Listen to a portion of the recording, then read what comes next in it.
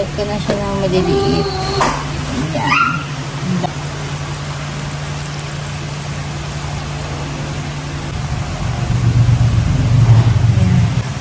Pakuluan natin yan ng 10 minutes. Ito na yung after 10 minutes, patay na natin yung apoy. Tapos, talagay natin siya sa salaan para mapatulo natin yung mga tubig niya. Pork, pepper, salt, water. Papalambutin muna natin yung pork. Tanggalin natin yung mga scams.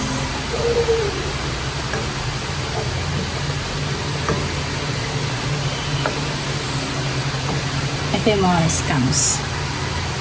Dumadumi yan, kailangan natin tanggalin. Antayin na lang natin matuyo yung tubig. Yan, tuyo na yung tubig. Aside muna natin yung pork natin.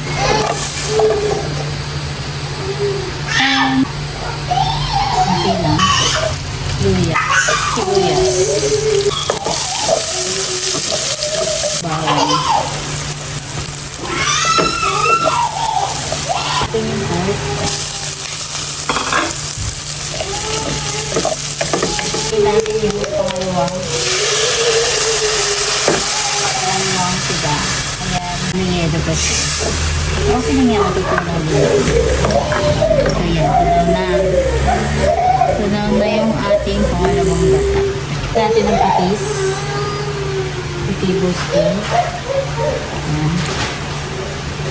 Ang black pepper. Ayan, para mabilis ang yun. So, yan, tumukulong na. Palagay ko na yung ating laing.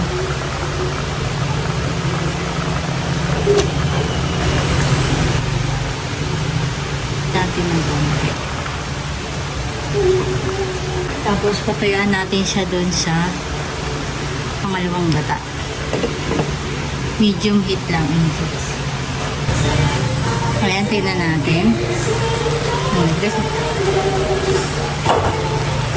Nag-reduce na yung pangalawang gata. Ayan, kunti na lang siya. Nalagay ko na yung kakang gata. Ito yung unang batch natin ng kakang gata.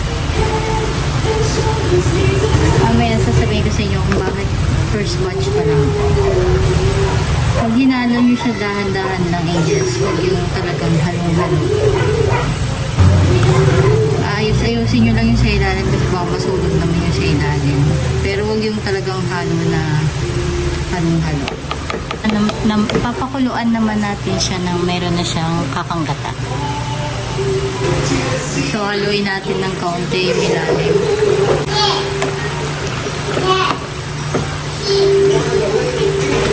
This time, lalagay ko na yung siling haba. Hindi sila masyadong mahilig sa maanghang dito, so konti lang lalagay natin. So, papareduce lang natin yan ng kaunti, so hindi ko na siya tatakpan.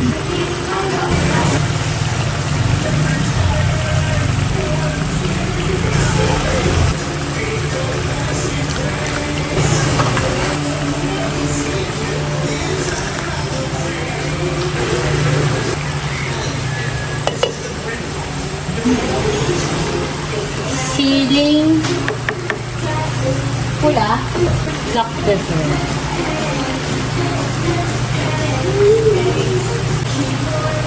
Patis.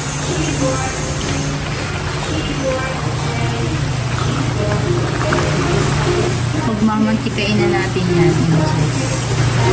At para lang medyo tumagal yung laing natin, lagyan natin siya ng suka.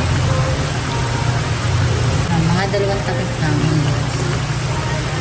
Tapos, huwag mo nang haluin. Hayaan niya munang kumulo ng mga 2 minuto. Haluin na natin. Ayan, nagsisimula na siyang nagmantika. Ayan, konti pa, angels. Ininin pa natin ng konti. Eto na, angels. Masarap na to. Ayan, nagmamantika na siya. Ayan. to. Kung gusto nyo pang paigahin to, Ganyan din mukha ako, nagmamantika eh. given na yung huwag kang ano.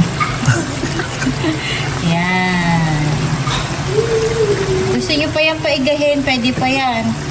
Pero, okay na to sa amin dahil gusto ng asawa ko may sabaw. Try it and enjoy, angels. Thank you for watching. Bye-bye!